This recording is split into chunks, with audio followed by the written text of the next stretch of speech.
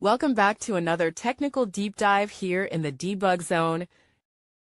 Today we're tackling a big question and breaking it down with insights from other users. Hopefully this clears up some misconceptions and helps you get the answer you need. So buckle up, stay a little curious, and let's jump right in.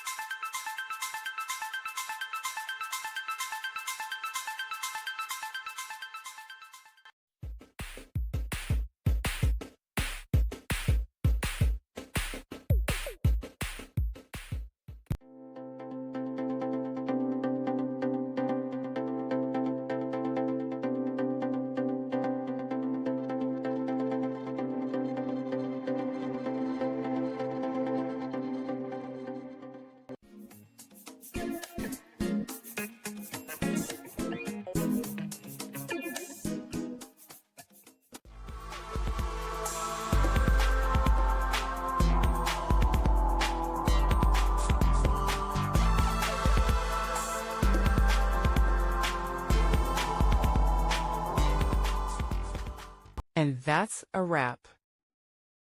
I hope you found the answer you were looking for. If you did, take a second to hit that subscribe button. It really helps out.